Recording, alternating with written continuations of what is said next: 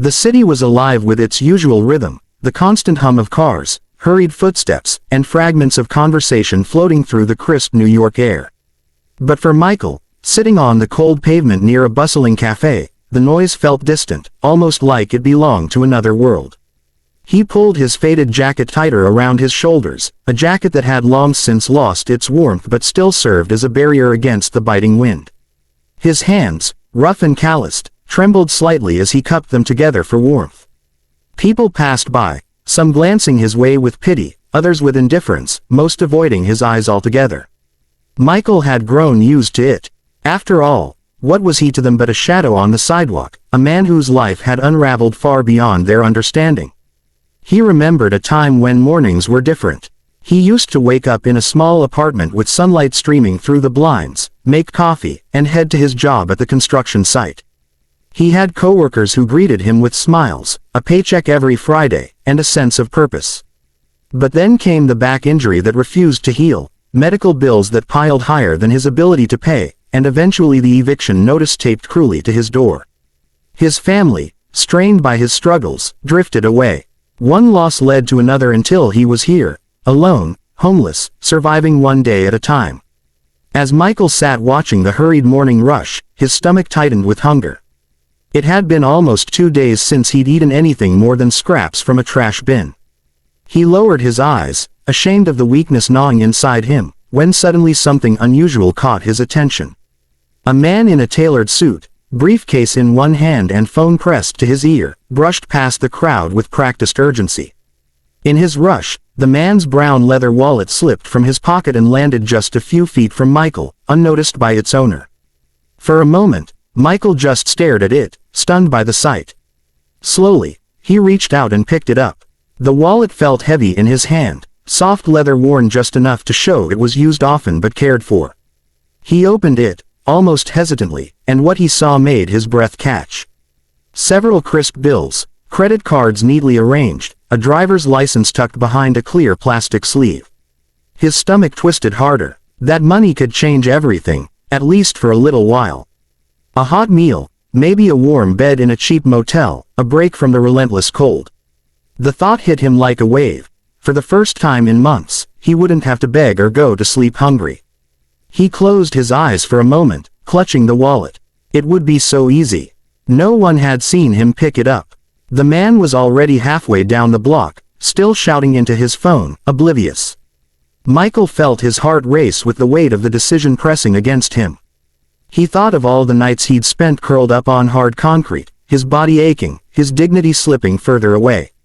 Wasn't it fair to take this chance? Didn't he deserve a break after everything life had taken from him? But then another thought cut through his desperation, a voice inside him he hadn't heard in a long time. His mother's voice, gentle but firm, echoing words she used to say when he was a boy. Michael, no matter how hard life gets, never let it take away your honesty. Money comes and goes, but your character is forever. He could almost see her face, warm and kind, reminding him of who he used to be. His eyes stung, not just from the wind but from the memory of a life he thought was gone. Michael opened his eyes and looked down the street. The man was still in sight, moving quickly, unaware of what he'd lost. With a shaky breath, Michael pushed himself to his feet. His legs felt heavy, his body weak, but something stronger than hunger moved him forward. He weaved through the crowd, clutching the wallet tightly, until he finally caught up. "Sir," Michael called out, his voice hoarse from disuse. The man turned, slightly annoyed at first, until Michael held out the wallet. "You dropped this," he said simply, his voice barely above a whisper. The businessman blinked, confusion flickering across his face before realization set in. He patted his pocket quickly, then looked back at Michael, his eyes widening. "This is mine," he said, almost in disbelief. You found it." Michael nodded, handing it over without hesitation. "It's yours," he said quietly. The man stared at him for a long moment, his expression shifting from shock to something deeper, something like guilt. He took in Michael's ragged clothes, the tired lines etched into his face, the unmistakable signs of hardship. Most people in Michael's position would have pocketed the money without a second thought, but here he was, returning it without asking for anything in return. "Thank you," the man finally said, his voice softer than before. I don't even know what to say. Michael managed a small, weary smile. Just be careful, he replied. Wouldn't want you losing it again. He turned to walk away, already preparing himself to sink back into the crowd, back into the anonymity of the streets. But the man didn't move. He just stood there, holding his wallet, watching Michael walk away, a mixture of astonishment and admiration written across his face. Something in that brief exchange had stirred him, something he couldn't ignore. And though Michael didn't know it yet, this small act of honesty, the simple choice to return what wasn't his, was about to change everything in his life in ways he could never have imagined. Michael didn't expect anything more from the moment he handed back the wallet. In his world, good deeds rarely brought rewards. He had grown accustomed to the idea that kindness was often invisible, swallowed by the noise of the city. After returning the wallet, he simply turned away, prepared to walk back to his usual spot near the cafe, maybe find a place to sit before the evening cold set in. But before he could disappear into the crowd, he heard the businessman's voice call out firmly, "Wait, please, wait." Michael froze. Slowly, he turned around. The man in the suit was hurrying toward him, his expression no longer hurried or distracted but filled with something Michael couldn't quite read. Gratitude, maybe, or curiosity. "What's your name?" the man asked when he caught up. "Michael," he replied quietly, unsure why it mattered. "I'm David Harris," the man said, extending his hand. For a brief moment, Michael hesitated. His own hands were dirty, cracked from the cold, but he shook it anyway. David's grip was firm, sincere. "Michael, do you realize what you just did? You could have kept that wallet. Most people would have. You probably needed it more than I did." Michael gave a faint shrug. "Wasn't mine," he said simply, his voice carrying both humility and finality. David studied him for a moment, then something in his expression softened. "Have you eaten today?" Michael's stomach tightened at the question. He wanted to say yes, but the truth was obvious in his gaunt frame, the hollowness of his cheeks. Instead, he lowered his gaze. David didn't wait for an answer. "Come with me," he said firmly, gesturing toward the cafe behind them. At first, Michael resisted. Pride was a strange thing, fragile, but still alive even in the hardest times. He didn't want to feel like a charity case. But David's tone left no room for argument, and hunger finally outweighed hesitation. With a small nod, Michael followed him inside. The warmth of the cafe enveloped him immediately, and it almost brought tears to his eyes. The smell of fresh coffee, baked bread, and sizzling food felt like heaven after weeks of cold streets and stale air.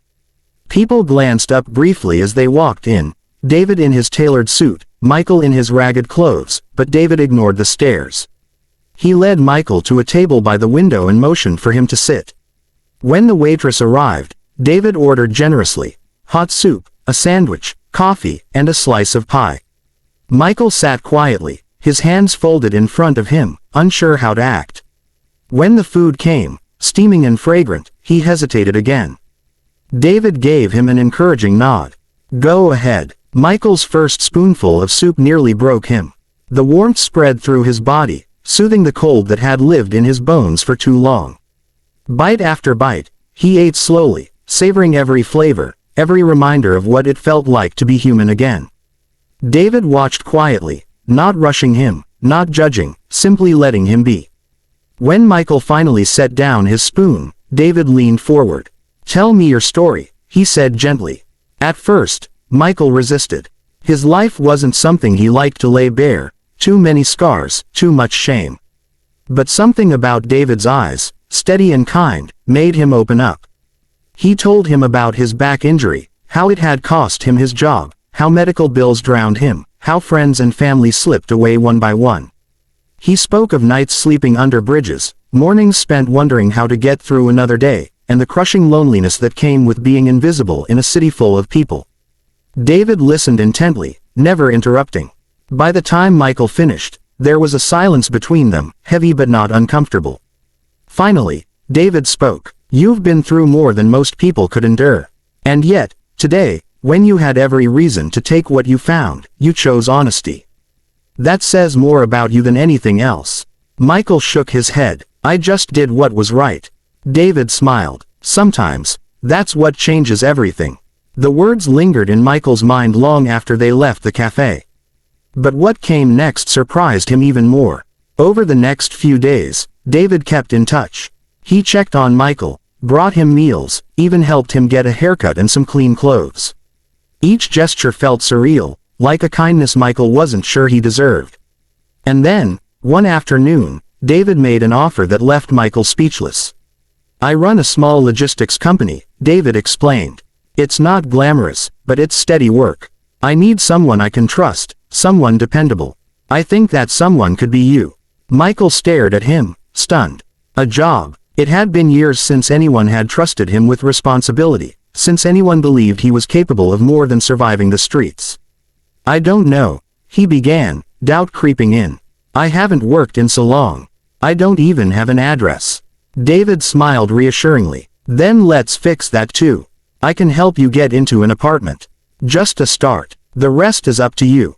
Tears welled in Michael's eyes. No one had ever offered him such a chance since his life had fallen apart. "Why?" he asked softly. "Why would you do this for me?" David's answer was simple. "Because you reminded me today that honesty and kindness still exist.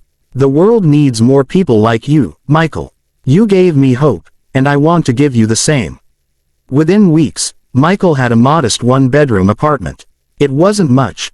Peeling paint on the walls, a creaky bed, but to him, it was everything. He had a key, his own space, and a door he could lock at night. More than that, he had a job, a chance to rebuild his dignity piece by piece.